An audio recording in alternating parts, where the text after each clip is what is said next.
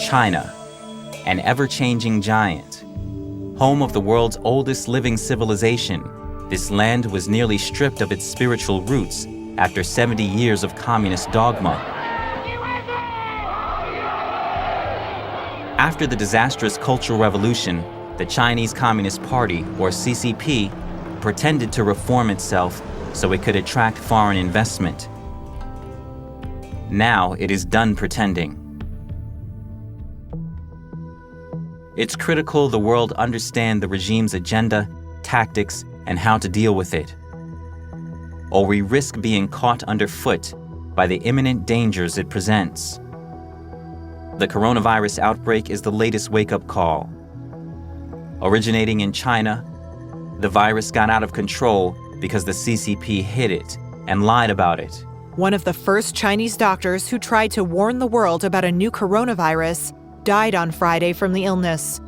He and 7 others were reprimanded by Wuhan police last month for spreading illegal and false information about the coronavirus. For the regime, censoring information to maintain tight control is far more important than saving lives. This obsession with power has thrown the whole world into crisis. European Commission President Ursula von der Leyen confirmed on Tuesday that the EU would be closing off its external borders to curb the spread of coronavirus. The death toll from the coronavirus in Italy on Thursday overtook that of China, where the virus first emerged, making Italy's outbreak the deadliest in the world and now the epicenter of the pandemic. U.S. health experts fear the country is on a similar trajectory as Italy. Total cases as of this morning in New York City, 21,873. Criticism is growing over China's handling of the CCP virus outbreak. And if people would have known about it, it could have been stopped in place. It could have been stopped right where it came from, China. And the U.S. intelligence community has reportedly come to the conclusion that China's Communist Party purposely concealed their virus numbers from the start.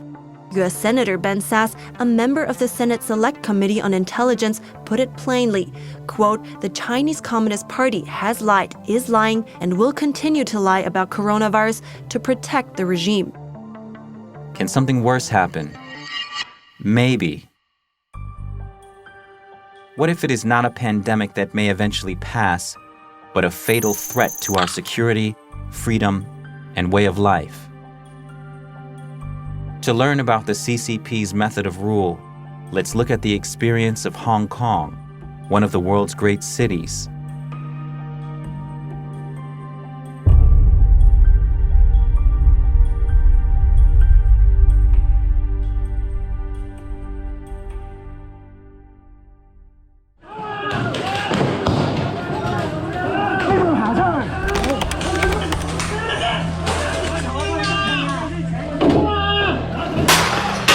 Hong Kong's Polytechnic University was in flames on Monday as police laid siege to the educational institution turned fortress. It's 40 miles from Communist China, the CCP, and they feel it. President Xi Jinping made it clear we firmly support Hong Kong police in strict and rigorous enforcement of law. Don't test our bottom line. And if we have to respond, I believe the only option is to use deadly weapon. It looked like they were going to run over some patriots. You've got the M16s ready to shoot, ready to fire. Police just use the gun to shoot us, and there is the rule is that all the people want to escape. They don't have the warrior culture here. They're super peaceful here. Generally, they like to go to school, make money, that sort of thing. Super civilized. Hong Kong was once one of us, free and vibrant. It shared the core values of other liberal democracies. But after the handover, its freedoms have come under the CCP's constant encroachment. Hong Kong is different from a lot of the fights going on in the world. It is the large majority of all of Hong Kongers fighting against communist China, really, in the end. We are fighting for freedom and survival, okay? And the world should know, if Hong Kong falls, the whole world falls, okay? Because the Chinese Communist Party is the existential risk of humanity, period. The CCP wants to remake Hong Kong in its own image, and its appetite is not limited to that. PRC, the regime in Beijing, is the most evil regime, if we leave aside the Soviet Union, since the Third Reich. The difference is that the Soviet Union and Third Reich didn't dominate critical global supply chains, including those providing life-saving medicine. In 5 to 10 years, we'll have virtually no manufacturing capacity left for generic drugs. And again, this is 90% of our medicines. Chinese companies formed a cartel, dumped it on the global market, and they drove out all the US, European, and even Indian producers. This was in the early 2000s. And once they gained dominant market share, prices went back up. What we've seen is not that China has become more like the rest of the world and that it's liberalized. We've seen it go the other way. European countries have been naive about China for too long. It is a different system. And there is a risk that a different system tries to impose its system on other parts of the world. Before we realized it, the CCP had a death grip on our economy and had infiltrated our institutions. From the party's great firewall in cyberspace, or to that great wall of sand in the South China Sea. More repression, more unfair competition, more predatory economic practices, indeed a more aggressive military posture as well. If we do not meet this threat now, it's going to define our century in much the same way that the Soviet Union defined the last century.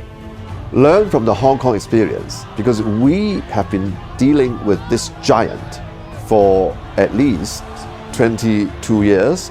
We have what has been happening on the ground to illustrate and to demonstrate to you how the CCP can go about taking over all these institutions and values.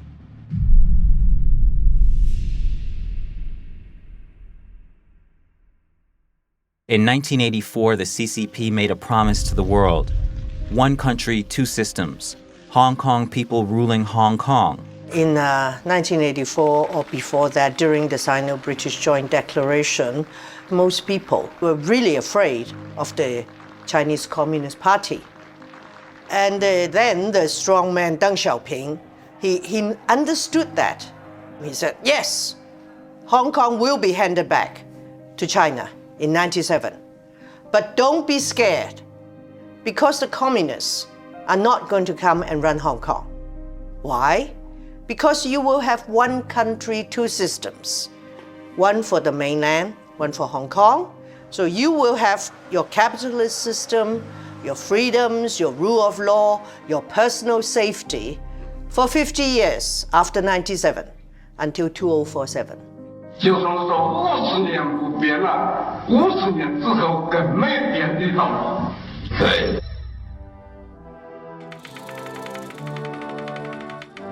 Now, Hong Kong people are to run Hong Kong.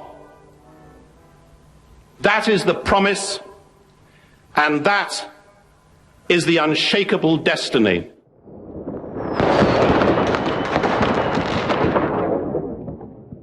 To the CCP, Hong Kong is a mixed blessing. It is crucial for China's international trade and foreign capital raising. But its aroma of freedom and persisting memories of the CCP's brutalities are considered poisonous to the CCP's ruling of mainland China. In 2003, 6 years after the handover, Beijing tried to pass Article 23, an anti-sedition law, in Hong Kong. It would let the party arrest commemorators, as well as free thinkers, people of faith, and political activists, all in the name of national security. Well, I think the Chinese government feels that they really need to come in and have very tight control. So, I mean, they have for decades, even before 1997, infiltrated Hong Kong. Their party members have infiltrated the government, the universities, business, and professionals. In 2012, the regime tried to implement a national education curriculum that glorifies the party and teaches its version of history. 現在國民教育最大嘅被批評嘅地方就係洗腦。因為國民教育科係中國定出嚟嘅歷史，唔係真正嘅歷史。The regime intensified media controls in Hong Kong in 2013 and 2014. Journalists were stabbed and beaten by triads linked to the regime. Vandalism, physical attacks, and financial interference became common.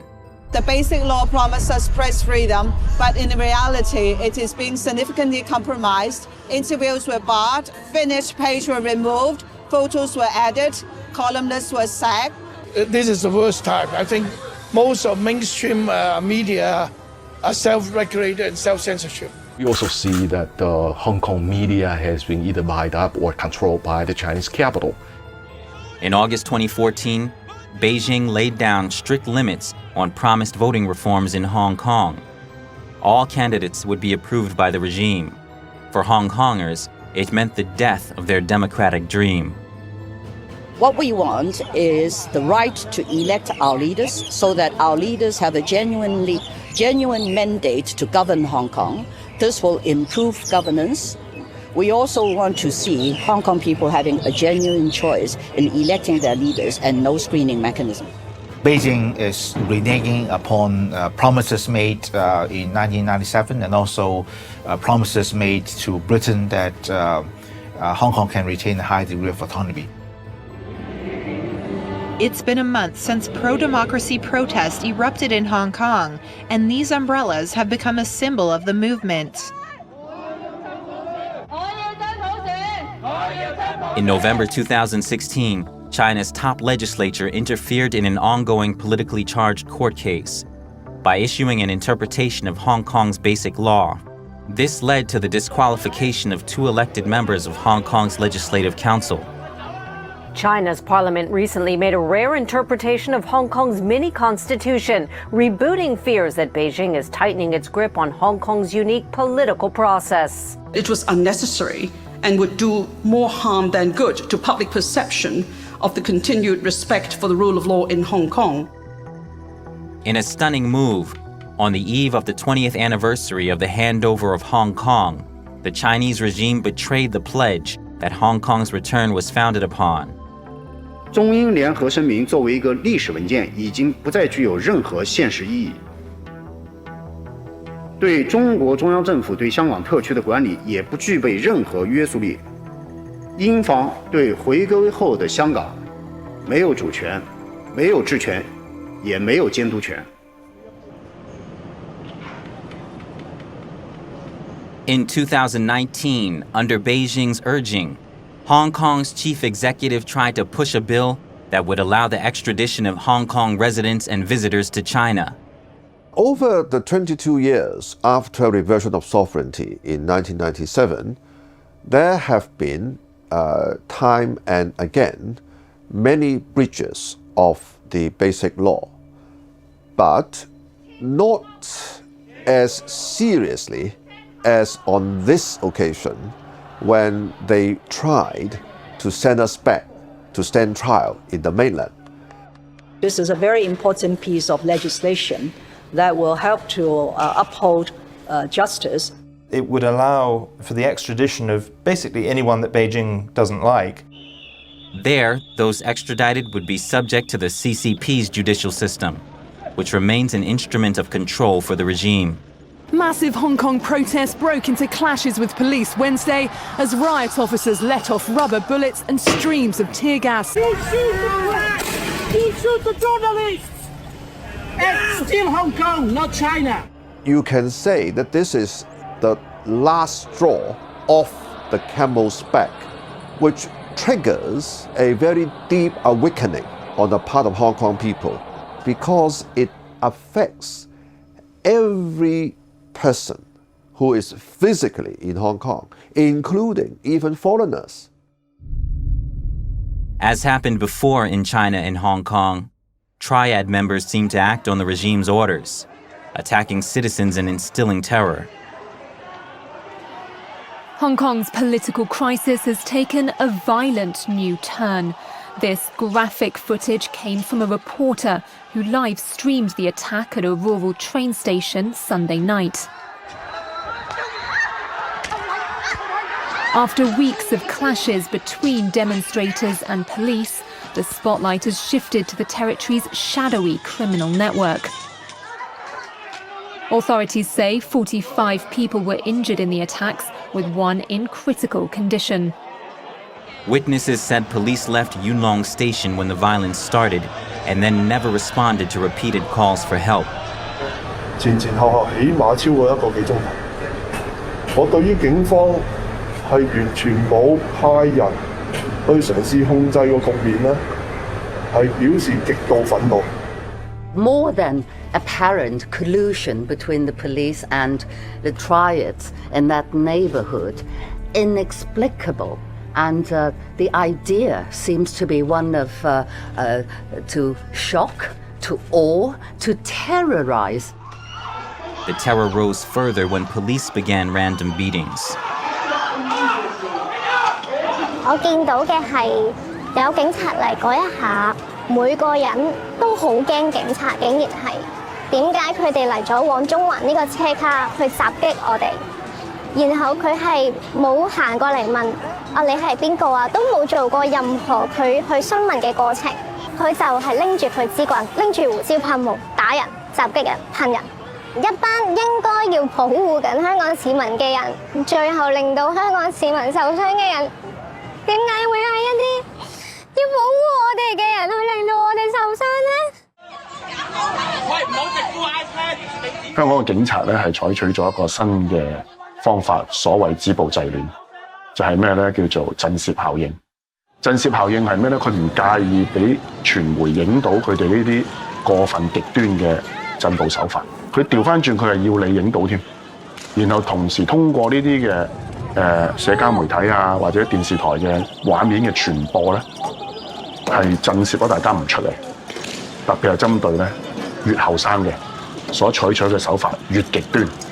其實而家直接指揮緊香港警察嘅應該唔係林鄭月娥，咁我相信就係呢個所謂政法委啦、國安公安嘅系統指揮緊香港警察，所以先至會咧係用一種更暴力、更兇狠嘅方式去鎮壓呢個香港嘅示威。One protester was shot by an officer at close range, leaving him bleeding and howling on the ground. Police in Hong Kong opened fire on anti-government protesters Monday morning. Local media report at least one person was hit. Video footage showed a protester lying in a pool of blood, his eyes wide open. This week was the first time officers used force on campus grounds. For hours, they fired a barrage of tear gas, rubber bullets, and water cannon. On university campuses across Hong Kong, thousands of students dug in on Thursday. Surrounded by piles of food, bricks, petrol bombs and other homemade weapons, they're waiting for what happens next amid the city's escalating violence. Clashes between Hong Kong police and protesters have continued to escalate over the weekend. The city's Polytechnic University has now become the epicenter. Hundreds of protesters are still holed up at the Polytechnic University in Hong Kong after an intense two-day confrontation with police. Arrests have been made throughout the day as anyone who tried to leave the university was either pushed back by tear gas or arrested immediately. Some left through daring escape attempts. For those who have escaped, Hong Kong's police has a message. Let me tell you this, you can run, but you cannot run forever. Just like the day before, a man that was identified by us has been arrested. Criminals that have escaped will eventually be captured. 香港保安局局长李家超公布了警方统计的数据，指今年从6月到9月的自杀案件共有256宗，比2018年同期多出34起，而发现尸体案件为2537宗，比去年增加311件。Many of the victims are young protesters with questionable details surrounding their deaths. Christy Chan was last seen in late September on her school campus. After she went missing for 3 days, her naked body was found at sea. Police dismissed critics' claims that Chan died at the hands of the police force, saying there was nothing suspicious about the teen's death, calling it a suicide. 之前，一名蒙面港警在接受韩国媒体采访的时候，披露多个警报内幕，包括陈彦霖扶尸案、721元朗恐袭案，以及警察涉嫌強姦示威者等個案。好似啱所講，因為全裸嘅浮屍太少見啦，實在。即係一開始其實警察內部係懷疑係謀殺，跟住之後向公眾公開嗰陣就話係屍體發現咁樣。佢內部淨轉埋嗰個調查方向轉喺度屍體發現啦，即係禁止內部以謀殺方向去調查。民眾能夠普遍能夠感受到這種自殺是不尋常的，而且是年輕人，有的是撈起來都是背包，就是他的打扮都是黑衣服，勇武的那種打扮。那人們普遍感覺到恐懼襲來，感覺到中共讓你意會到這是中共幹的，他故意讓你意會到是中共幹的，但是沒有證據，警察說沒可疑，但是他也讓你感覺到這裡的很多破綻。就是說，不是一單兩單，是這個時候密集發生的這些事情。So we're here at the Epoch Times print shop in Hong Kong. Just this morning, 4 masked men entered the print store at about 3:30 a.m. with gasoline cans and actually threw gasoline down on the floor and actually lit the print shop on fire, either in an attempt to burn the whole place down or as a threat to the people working in here. The Epoch Times is one of the only Chinese language papers and papers around the world who report very accurately with an in-depth knowledge of the Chinese Communist Party. 攻击印刷厂那一天呢，11月19号也是大举安发表九评共产党社论的15周年的日子。大举安的九评共产党社论呢，触发了中国大陆的一场精神运动，就是退党潮。现在目前超过3亿的民众，中国民众用化名的方式退出中国共产党的这个相關組織。那中國共產黨對大紀元的這種恐懼和這種憎恨啊，就不言而喻了，都看得到。我哋可能5年前雨傘運動嗰時仲會講緊話冇激嬲共產黨咁樣，但係其實經過5年之後，當香港人發現其實呢一切嘢嘅幕後黑手係中國共產黨嘅時候，香港人已經好勇敢，可以企出嚟話：我哋依家就係要面對共產黨，要面對中共呢一個政權。咁我諗呢個已經唔單單只係某部分抗爭者嘅民意，而係大部分香港人嘅覺醒。有冇諗過今日去唔去？我冇驚過，出得嚟行就預咗呢啲嘢。冇，但係我同我啲 friend 講咗話，要遺書㗎，即係講晒遺言㗎啦。咩嚟㗎？講唔講得㗎？講得啊！即係總之，如果我真係有咩三長兩短嘅，咪為見到我嘅浮屍啊乜嘢嘅，攞去器官捐贈咯，捐下啲有需要嘅人咯。次次出嚟死就預咗死㗎啦，講真句。但係不過冇辦法啦，為香港一定要贏㗎呢場仗。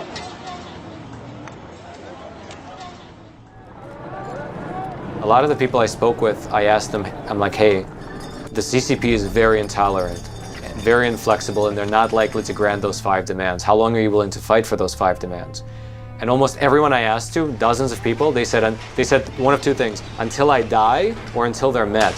香港人能夠咁不怕死，走在世界嘅前線對抗嗰個極權，係因為我哋唔係中國人咁樣喜歡做奴隸，我哋唔做奴隸。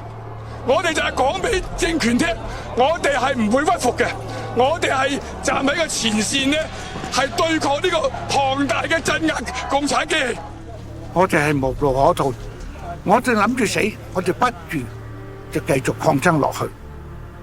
民不畏死，奈何以懼之？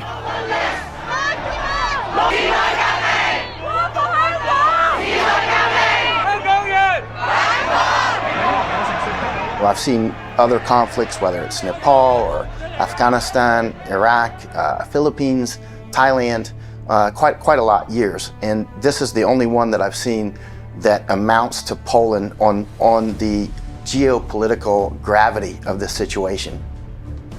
Poland was the last straw for the Soviet Union. And now Hong Kong is that nexus of problems for CCP. This is an existential threat to CCP. The CCP has made many promises. In 1944, Chairman Mao told the visiting U.S. Army Observation Group, "The U.S. is our good friend, and the Chinese Communist Party's goal is to establish an American-style democracy for Chinese people." The American officers spent a year in Yan'an assessing the communist organization and their military potential. With full U.S. government approval, the Americans instructed the communists on strategy and weaponry. I think at the time that they were a democratic force, that they were a popular force, and they had a popular support. 5 years later, the CCP ruled China. Soon, Chinese soldiers were fighting U.S. soldiers in Korea and Vietnam, where over 95,000 U.S. soldiers lost their lives. Chinese people suffered far worse. Since the CCP took power, 80 million people have died from its policies and political campaigns. Despite its ongoing brutalities, in 2001 the CCP was granted entry to the World Trade Organization with the promises of reducing trade barriers, opening up markets, protecting intellectual property rights, reforming its legal system, and respecting human rights.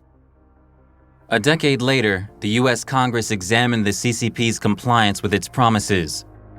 Judging by the expressions of the past 10 years, I think the answer to the first question, whether China has and will keep its promises, is sadly no. Not only did WTO not bring freedom and democracy to China, it so certainly didn't bring fair trade either. Given its size and economic influence, China's refusal to abide by many of its WTO commitments not only harms the U.S. and third country economic interests, but threatens to undermine the legitimacy of the WTO and the international rules-based trading system. Thanks to the CCP's entry to the WTO, it now has a global chokehold on the manufacturing of medicines and medical supplies. In early March 2020, in the midst of the coronavirus crisis, China's state-run Xinhua news agency published an editorial targeting the U.S. Is the Chinese regime preparing to blackmail the U.S. over pharmaceuticals? The Communist Party is hinting it could withhold face masks and medical supplies from the U.S. as a form of leverage on other issues. The coronavirus pandemic is highlighting America's deep dependence on China for medical supplies. Since 2013, many countries have been enticed by the CCP's Belt Road Initiative, a global infrastructure development and investment strategy. China has positioned itself as an advocate of globalization and says its policies help the developing world. The aim of building the Belt and Road is to work together to face the risks and challenges facing mankind, realizing win-win cooperation and development together. Over 60 countries in Asia, Europe, Africa, and South America have bought into this vision. 中伊两国政府关于共同推进丝绸之路经济带和21世纪海上丝绸之路建设的谅解备忘录。I strongly support President Xi's ambition to have mutually beneficial free trade agreements in place. The BRI initiative is something that will benefit the region and the world at large for decades and probably millenniums to come. However, as the truth of these glowing promises was gradually unveiled, enthusiasm dwindled. Die Forderungen der Europäischen Unionsländer, solche Stichworte wie freien Handel, Level Playing Field, gleiche Bedingungen aufzunehmen, dass diesen Forderungen nicht nachgekommen wurde. Critics of Belt and Road say it traps some poor countries with debt that could put their sovereignty at risk. These Chinese institutions are lending to countries often with very opaque agreements that no one knows the terms of until there's a bankruptcy or a failure to deliver, to pay back the terms of the loans, often with corruption taking place and outright bribery of local officials for projects of dubious merit that don't use local workers or local materials, but really are almost at the exclusive advantage of Chinese lending institutions, Chinese industrial overcapacity, Chinese labor access, with ultimate Chinese political control strategies and objectives over many parts of the world. Do not accept foreign debt that could compromise your sovereignty. Protect your interests, preserve your independence, and just like America, always put your country first. With its growing clout, the CCP has bared its claws.